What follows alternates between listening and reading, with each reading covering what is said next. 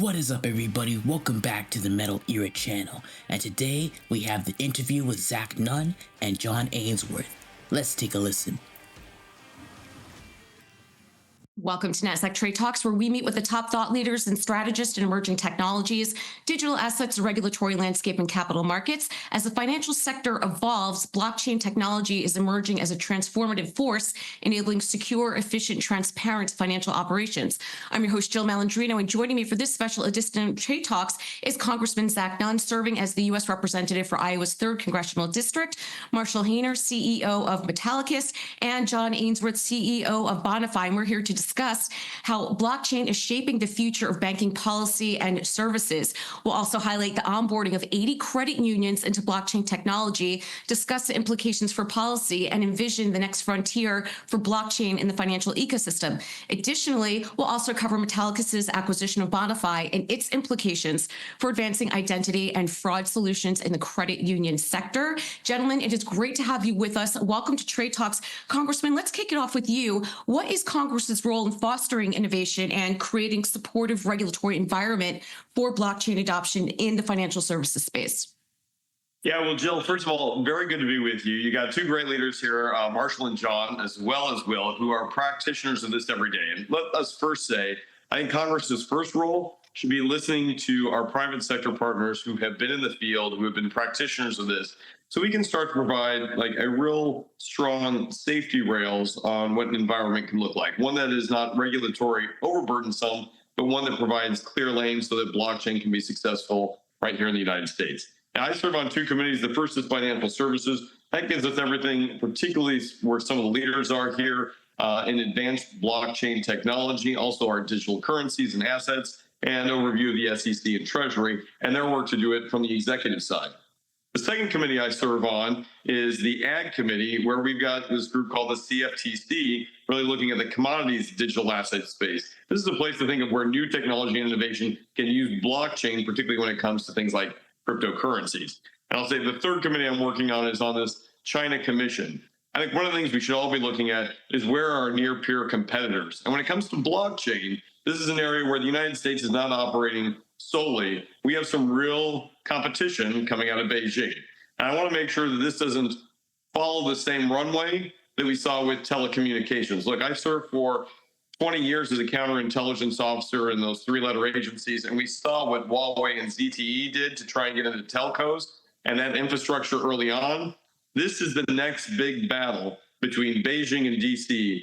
Who's going to have a best format for people to be able to jump onto blockchain technology? Because the true rare, or I'll say most lucrative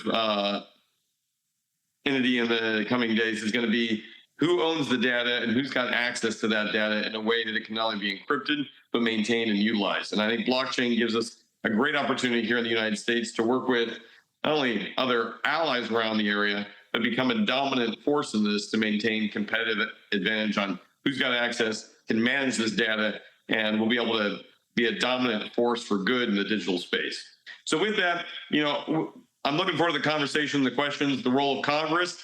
We just kept the government open, so don't expect Congress to be on the front line of leading innovation here. But what we can do is we can listen to those innovators and try and codify a good space here so that the U.S. can be a successful lead in that. And with it, Jill, I'll hand it back to you for now. Yeah, and Congressman, that's a great point that you bring up as it relates to data, because data really is the commodity of the 21st century. And that's why the regulatory framework is necessary, not only to give companies more foresight in terms of how to operate, but we also don't want to hinder innovation as well. And we're going to get into that in just a moment, talking about public-private partnerships for blockchain growth. Marshall, I want to get some background on Metallicus before we get into the PPP here. How is it positioning itself to secure and create efficient blockchain adoption? Yeah, a little bit about Metallicus. We were formed in 2016 with the vision of bridging traditional financial services to blockchain. And when I got involved in crypto about 15 years ago, this wasn't really a popular topic. Flash forward to today, 2024, just this past week, John Ainsworth and I and Bonify have merged our companies, Metallicus. We're very excited about it. We met a while back as we were doing our business development, trying to bring in credit unions, banks, financial services into blockchain. One of the big problems that we saw was a lack of controls around anti-money laundering, digital identity. If cryptocurrency is becoming money, and I believe it already was, how can we regulate it as money, and how can the blockchain itself conform to traditional anti-money laundering laws and also give us the tools to treat it like traditional money? So, for example, if you go to the ATM and you withdraw $20, that's a bearer bond essentially in your pocket.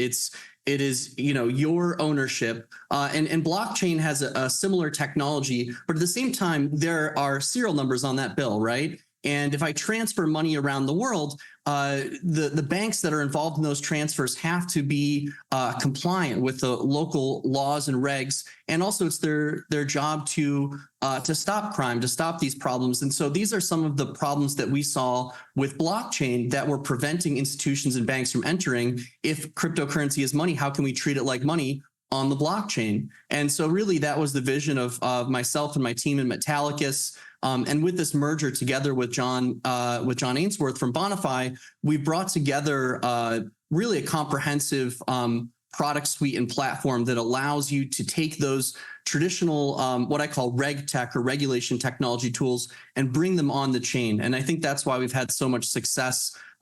Before the merger, I think we had about 16 or 17 credit unions and banks in our blockchain banking innovation program. And now I believe with this merger, it's over 80. So we're very excited. And, there's been a lot of talk about how blockchain and banks are at odds. And I really don't see it that way. I see it as the evolution, sort of like the Blockbuster to Netflix evolution, if you will. Yeah. I mean, at the end of the day, it is the infrastructure that is going to power the digital economy as it evolves. John, I want to learn more about Bonify, the identity and fraud solutions through blockchain, because also at the end of the day, this intersects with cybersecurity as well when you think about identity and fraud. And it's well known that one of the first steps in terms of mitigating cyber threats starts at identity. Sure. Well, thanks for having me. And just a little bit of background. We actually started, ironically, in 2016 as well as a research to action. And our actual legal name is CU, as in Credit Union Ledger. And so we really started off with research to find, is there a viable use case of blockchain that we could actually use for credit unions? And as you know, credit unions are member-owned, non-for-profit, cost for good. Inclusion is always a big effort of ours. So we went through a number of evaluations, and identity and fraud is actually where we landed. And we actually had the privilege of being involved with the European Coalition of Credit Unions, and specifically Estonia. And if you're familiar with Estonia, the entire country's on blockchain. And so we had a privilege of seeing, what happens when you have a fully digital economy with open banking and some of the things that are finally coming to the States. And it was very clear to us, if you don't get identity right, everything else falls apart. So regardless of all the exotic use cases and things that are coming to market now, if you didn't have that building block right and you could securely identify both ends of the equation, then someone was going to be at a loss. And so that's really why we started identity and fraud. And clearly you've seen even most recently some of the things going on with Zelle in market. Yeah. And we know what happens when our customers and members lose financial access. And so that's really kind of where we started and kind of the plant, if you would. Yeah, and Congressman, I want to go back to PPPs, public-private partnerships, for a moment here. And I would argue at this moment in time, whether you're thinking about critical physical infrastructure or digital infrastructure, the need for collaboration certainly is paramount, whether it's government agencies, financial institutions, blockchain providers like Metallicus and Bonify. What's your perception and the future of what you think PPPs will look like and how they can enable these types of projects? Yeah, Jill, it's critically essential. We learned a lot of these lessons in the cybersecurity space here, particularly with financial institutions like our credit unions, that there was already good practices being played out and tested and evaluated, whether it's a foreign partner, like in this case, Estonia, and how it protected itself, or whether it's our financial sectors from New York to my home district here in Des Moines.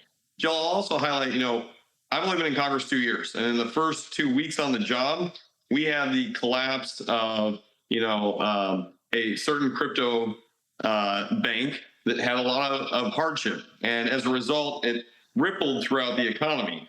While federal regulators and federal elected officials, I remember being on a Zoom call with Chuck Schumer as he's figuring out how to use Zoom.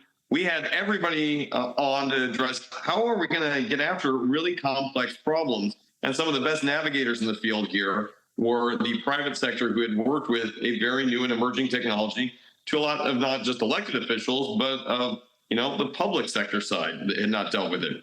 What I'll also offer here is that it's also incumbent on the public sector to be able to hear what private partners are telling us and provide some real guidance on this. Because what we don't want to do is more Sam Bankman-Frieds who flee to the Bahamas and operate off the grid and make it more challenging for folks like, Marshall and John, who are doing things the right way and holding the same gold standard that a financial institution would do, just so they can operate in the United States.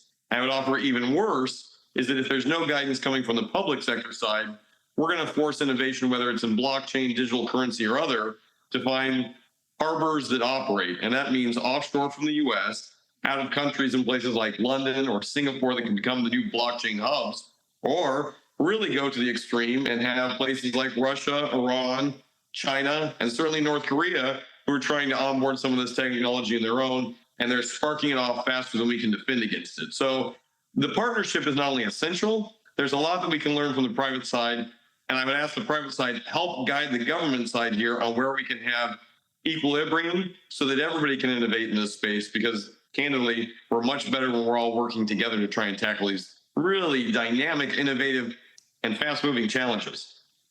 Yeah, I would argue that I agree with you as well. I mean, particularly regulation by enforcement doesn't necessarily help the situation. So being more proactive, putting those guardrails in place, because to your point, it is a matter of national security at the end of the day. Again, when you're thinking about critical infrastructure and our financial system and continuing to lead as a global capital markets epicenter, right? You got it, John.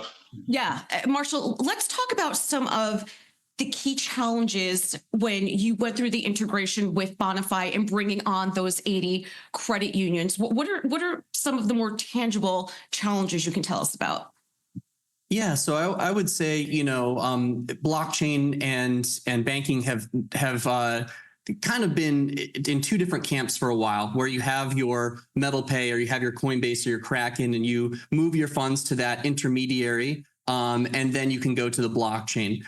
We haven't really until what Metallicus and Bonify are working on together have seen the ability for credit unions or banks to have this direct integration to the blockchain. And in order to get there, we need to have guardrails. We need to have better systems in place. And something that's not really talked about very often is I guess what blockchain can solve. People say, it's going to make banking better. Well, how is it going to make banking better? It's going to make faster transfers. We're going to eliminate counterfeit currency, which is something that's really hasn't been talked about a lot, but I think is incredibly valuable for our national security.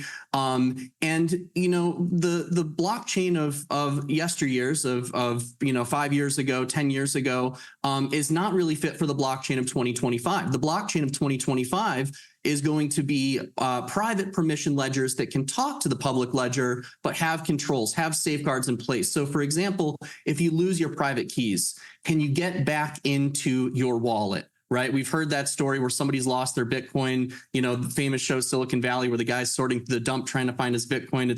It's funny until it happens to you. But if you lost your password to your bank, the bank could get you back in, right? And so some of these technologies are, the challenging technologies that we're building. If you had an issue, for example, you had an issue with Zelle where your account got hacked, guess what? The bank tells you, good luck. Well, Congress is looking into that, and I think other fintech players are looking into solutions for that. We looked into a solution for that, and the ability to track and trace real time with the ability to claw back and pull back funds or mark them fraudulent, where all parties can know simultaneously. That really was what Zelle or early warning systems was supposed to do. But I believe the blockchain fulfills that promise, and some of those technologies are the things that we're working on to make the banking experience better, to make the experience better for the credit unions, and also to bring the younger generation into the world of credit unions, because I think that there's an incredible atmosphere of community support and I think that that's something that really aligns with the blockchain ethos, right? Of empowering your local community, being closer to your local businesses. And that's something that over the next 4 years, I'm very excited about, seeing in America as kind of a resurgence of, focusing on America. And also, how do we make these systems better? How do we bring a lot more faith back into the banking system? And also with cryptocurrency, Congressman mentioned Sam Bankman-Fried. He was a guy who kind of showed up that not many people like myself that have been here for a long time knew. He talked the talk, but at the end of the day, he didn't really do these things. And he took the business offshore. At Metallicus, we want to keep it onshore. We believe that building blockchain should happen in America. Silicon Valley is the home of software development, really globally. And all of the most interesting blockchain and cryptocurrency developments are happening here. So we believe there's a way you can play within the rules. You can build a better system than what we've had before. And we can ultimately create a better experience for consumers and merchants and businesses. Yeah, I mean, at the end of the day, it just democratizes access to financial services. And we're not only seeing that in the US, but of course, globally as well. We tend to think, I would say, very US or Western centric in terms of how can I trade this? What's its value? How can I hedge with it? But the fact of the matter is there's a couple billion people who are leveraging this type of infrastructure to create local micro economies or get alternative forms of capital or access to cross-border payments. So it's really the infrastructure that I think is exciting because there's a lot of democratization of access to banking that we can do here in the US as well. And I think that's important that you pointed that out. John, what advancements in blockchain-based identity solutions do you foresee, and how will this impact the broader financial services industry? So great question. I think probably most immediate in the States on my mind is actually 1033 from the CFPB. I mean, that looks to be kind of open banking. My background was Visa and MasterCard for a long time. And so we kind of saw, you'd have these emerging technologies and they would finally come into the States. And if you think about that economy where I'm going to give permission as a consumer for my data to go from one authority to basically facilitate some other transaction, opening a new account or whatever, that digital identity becomes even more important because you better make sure whoever I gave permission to is actually who they say they are. We better make sure that there's no, I'll say intrusion, if you would, to actually get to the intended destination. So for that economy where everything's open, we have open API, we have open banking, that digital identity actually becomes very important. I think the other thing is if you look at our universe for cooperatives, we have a term called shared branching. And for credit unions, it's basically a way to compete with some of the larger institutions where if I went to a credit union in California, but I actually lived in Florida, I can make deposits or withdrawals because that's the convenience, right? I need to actually go into a physical location. Well, you can imagine the challenge with that of I show up to a branch in California, and they're like, well, who's John and how do we authenticate John and how do we know John is John? That's the one side. And then if we're actually sending money, well, how do I find the most efficient, safe way to actually get that money transferred? And so that's kind of a real world use case where we're looking at kind of how do these kind of all come together. That's why we're so excited about coming in Metallicus because they have all the building blocks where we can facilitate that. But identity, again, and fraud is a great example. And I applied, you mentioned the gold standard, and that's really what we strive to is how can you have that assurance that, for KYC and KYB, that we can absolutely verify that we've done the homework, but we've also protected that. So I don't just put all my data out there that it's going to be misused. And we all have breach fatigue. We read it every day, Mm-hmm. Congressman, let's wrap up the conversation with you. How does blockchain fit into the broader vision for modernizing financial policy and ensuring that American leadership is present in emerging technologies? One thing I'll say about this administration, if 1.0 serves as a guide, it's really benched on performance of the economy, the markets, and maintaining and fostering America in terms of leadership in the global capital markets. Is there broader support for advancing financial services policy and leveraging these emerging technologies? How do you triage what needs to be managed in terms of policy? Well, I think first and foremost, if anybody wants to dive into a new technology, this administration, this Congress, both the House and the Senate, have really prioritized what we can do in cryptocurrency. You're seeing it already in the subcommittees that are being established. French Hill, the chair of financial services, is making digital assets a huge part, a lead, if you will, to follow on Patrick McHenry's committee here to make digital assets not only investment opportunity, but a daily exchange. And that requires not only blockchain, but a regulatory environment that allows it to be successful. Paired with that is coming out of this, as was mentioned, CFTC side. This is the guys out of Chicago, the commodity piece. How do we get new innovation coming in here? The Trump administration has made very clear that there's going to be a large opportunity for folks who want to dive into the cryptocurrency world. We're not going to make everybody be a Bitcoin and meet those same standards on day one. That just crushes all innovation. So where can they come up and really find that they have an opportunity before they go into a SEC, very strict monetary policy?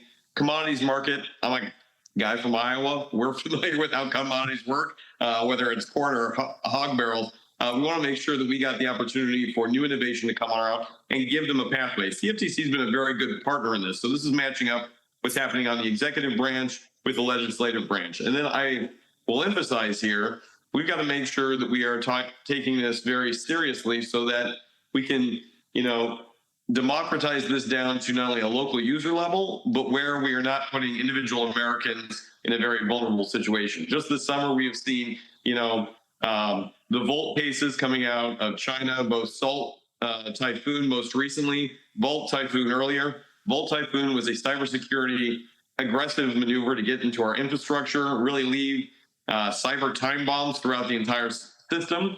The same can be true for our blockchain being a best inoculation against this. Because Salt Typhoon, which we've seen for the last 90 days here, isn't just targeting senior officials in the administration, the president, J.D. Vance, and others.